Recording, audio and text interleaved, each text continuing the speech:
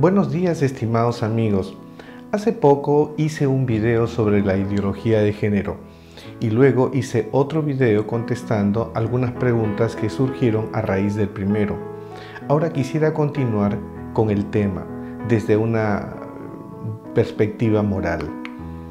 Esto es debido a que una de las banderas de quienes promueven la ideología de género, así como los colectivos LGBT, es la idea de una necesidad, según ellos, de deconstruir la moral tradicional, la familia y todos los valores cristianos a fin de lograr, según ellos, una igualdad total para todas las opciones de género y los modelos no tradicionales de familia. Si somos de mente abierta, podríamos preguntarnos, si decidimos cambiar nuestra moral tradicional, ¿la haríamos a cambio de qué? Ya que la moral cristiana está siendo cuestionada, me gustaría repasar la moral de los padres de la ideología de género, o como ellos la llaman, la perspectiva de género, para que de este modo podamos comparar con la moral que viene de Cristo.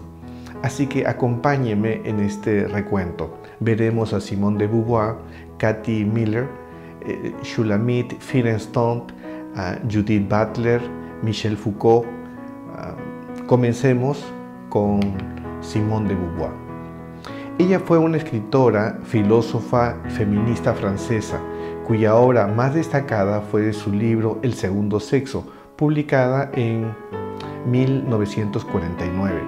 Ella ha sido una de las figuras más destacadas e influyentes, no solo en el feminismo, sino también en lo que se conoce ahora como la ideología de género actual. Pero veamos un poco de su vida personal. Simone de Beauvoir tuvo como pareja de vida a Jean-Paul Sartre en una relación de casi 50 años. Aunque su relación era pública, ella nunca se casó, tampoco tuvo hijos, pero tuvo un acuerdo con él para tener sexo con otras parejas e intercambiarlas. Estas podrían ser hombres o mujeres. Pero no solo eso. De 1929 a 1943, de Beauvoir se desempeñó como docente de educación secundaria en ciudades como Marsella y París, de las cuales fue expulsada por abusar y seducir sexualmente a estudiantes menores de edad. La acusación formal fue conducta de incitación de corrupción en una menor puesta bajo su cuidado. Pero como si todo lo anterior fuera poco, en 1977 Simone de Beauvoir hizo una carta que se hizo pública en el diario Liberación, reclamando la libertad de presos acusados de pedofilia. A todo esto, y en relación a Simone de Beauvoir, yo me haría la simple e ingenua pregunta: ¿está ella calificada para darnos lecciones de moral? ¿Con qué derecho alguien que seduce a menores de edad a sus propios estudiantes y que al parecer no entiende la ética profesional que debemos mantener en un centro de educación puede darnos lecciones de moral? ¿O alguien que sale en defensa de pedófilos podría darnos lecciones de moral y que pretenda deconstruir nuestra moral cristiana a cambio de qué? ¿De la suya? Ahora veamos a otra ideóloga de la perspectiva de género. Es el caso de Kathleen Murray Miller, conocida como Cathy Miller. Ella fue escritora, profesora, artista y activista feminista radical estadounidense. Esta activista ha sido y aún es una figura muy importante dentro del feminismo y de la ideología de género. Quizás su obra más importante fue Política Sexual, publicada en 1970. Su principal aporte es la idea que los roles sociales no derivan de la esencia humana, sino de un origen del patriarcado y que este es histórico y cultural. Pero ¿qué podemos decir de su vida personal? Lo primero es que ella fue una paciente psiquiátrica. Estuvo internada hasta 3 veces en un centro para enfermos mentales. Su diagnóstico fue maníaco-depresiva. También dijo ser lesbiana, aunque en algún momento también dijo ser bisexual. En 1965 se casó con el escultor Fumio Yoshimura. Lo curioso de este matrimonio es que fue una relación abierta donde ambos podían tener amantes. En 1985 se divorcia y se casa con Sophia Keir. Pero lo que más podemos destacar de ella fue su defensa a la pedofilia. En una entrevista con el periodista Mark Blasius dijo: parte de la estructura de la familia patriarcal comprende el control de la vida sexual de los niños. Verdaderamente, uno de los derechos esenciales de los niños es el de expresarse a sí mismos sexualmente, probablemente entre ellos en un principio, pero también con adultos. Luego de leer estas frases de la señora Cathy Miller, en el que alienta la idea de tener relaciones sexuales entre niños o que un niño pudiera tener relaciones sexuales con adultos, podríamos entender por qué la señora Cathy estuvo internada en un centro psiquiátrico. Pero a todo esto convendría preguntarse: ¿podría la señora Cathy Miller darnos una lección de moral? Ahora veamos el tercer caso, la señora Shulamit Firestone, otra de las figuras relevantes de la ideología de género, una marxista que propuso sustituir la lucha de clases por la lucha de sexos. Su obra principal fue La dialéctica del sexo. ¿Qué podemos decir de ella? En 1987 fue diagnosticada como esquizofrenia paranoide. Pero eso no es lo más importante. Veamos su pensamiento y para ello quisiera compartir algunos párrafos de su obra literaria más importante, conocida como La dialéctica del sexo. Veamos. Si el niño escogiera la relación sexual con los adultos, aun en el caso que escogiera a su propia madre genética, no existirían razones a priori para que ésta rechazara sus insinuaciones sexuales, puesto que el tabú del incesto habría perdido su función. Dialéctica del sexo, página 299. Luego, más adelante escribió: las relaciones con los niños incluirían la cantidad de sexualidad genital de que el niño fuera capaz, probablemente bastante más de lo que creemos en la actualidad. Pero al no ser ya el aspecto genital del sexo el foco central de la relación, la falta de orgasmo no supondría un grave problema. Dialéctica del sexo, página 300. Luego de leer estas frases de la señora Firestone, en el que alienta la idea de tener relaciones sexuales entre madres e hijos, o que un niño pudiera tener relaciones sexuales tantas veces como pueda, podríamos entender por qué la señora Firestone estuvo internada en un centro psiquiátrico. Su final también fue triste. Ella fue encontrada varios días después de muerte en su departamento. No murió en el seno de una familia, murió sola, porque quizás no creía en ella. Pero a todo esto convendría preguntarnos: ¿es esta mujer un modelo a seguir? ¿Podría la señora Firestone darnos alguna lección de moral y de ejemplo de vida? Para mí no. En todo caso, veo en ella una persona con mucha confusión, soledad y necesidad de ayuda. Ahora veamos a Judith Pamela Butler, o más conocida como Judith Butler.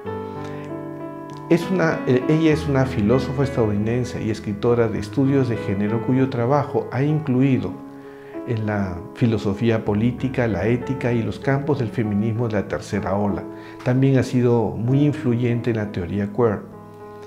Realmente no podríamos hablar de la ideología de género o de la perspectiva de género sin considerar a Judith Butler. Según ella, no hay ningún motivo para creer que los géneros deberían seguir siendo solo dos. Pero lo que más me ha llamado la atención de sus libros es su defensa a las relaciones sexuales entre niños y adultos.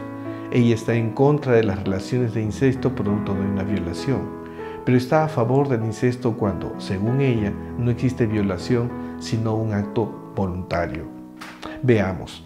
Después de todo, cuando tratamos de pensar sobre qué tipo de exploración puede ser el incesto, a menudo es precisamente el amor del niño el que se explora en la escena del incesto. Deshacer el sexo página 221. En otro de sus libros, ella aclara que el tabú del incesto es represivo. Veamos. El tabú contra el incesto y de manera implícita contra la homosexualidad es un precepto represivo. El género en disputa, página 150. Como podemos ver claramente, Judith justifica el incesto como un imperativo cultural, o sea, los niños deben tener, según ella, la libertad de explorar su sexualidad con sus familiares, incluyendo sus padres. Aunque muchas veces no se presenta la ideología de género como una directa defensora de las relaciones sexuales incestuosas, sus principales ideólogos sí. La pregunta que yo le haría, ¿es esta la moral que deseamos para nosotros y nuestras familias? Ahora veamos a Michel Foucault, uno de los principales teóricos del postestructuralismo en Francia. Aquí debo de explicar que la teoría postestructuralista es la teoría que se opone a la teoría estructuralista, que es aquella que se basa en las ciencias exactas y que define, para decirlo en términos sencillos, la dualidad de las cosas, como bueno y malo, blanco y negro, femenino y masculino. Foucault no cree en verdades absolutas y aún al día de hoy continúa siendo un referente básico para una parte considerable de la intelectualidad occidental, especialmente la que está imbuida en la teoría queer. También podemos decir que fue profesor de filosofía en la Universidad de Túnez y encabezó varios movimientos trans. La ideología de género o la perspectiva de género ve en Foucault un referente muy importante. Pero, ¿qué podemos decir de su vida personal? Según la revista dominical británica The Sunday Times, Foucault era homosexual y mientras vivía en África tenía relaciones sexuales con niños a los que arrojaba monedas para seducirlos. Tenía sexo con ellos en un cementerio por donde solía pasar. Y esto lo hizo mientras vivía en África. La denuncia fue producto de una entrevista donde el mismo Foucault confesaría dichos actos. De ahí podemos explicar por qué este filósofo participaría en movimientos en pro de la despenalización del sexo con menores. Finalmente, el mismo Foucault tendría un penoso final, consecuente con su estilo de vida. Él murió de SIDA. Estimados amigos, ¿es este un referente moral para usted? ¿Alguien que tiene sexo en un cementerio con menores de edad? ¿Podríamos decir que es ético para un profesor universitario semejante conducta? Estimados amigos, quizás les parezca anticuado de mi parte, pero después de repasar la biografía de estos intelectuales modernos, no veo en ninguno de ellos un ejemplo a seguir. Por el contrario, son personas con una gran necesidad de ayuda espiritual y a los que me hubiera gustado ministrar.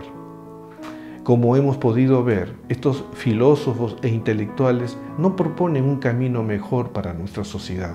En realidad, lo que parece a todas luces es que sus teorías tratan simplemente de justificar sus propias perversiones y delitos, como la pedofilia y la promiscuidad.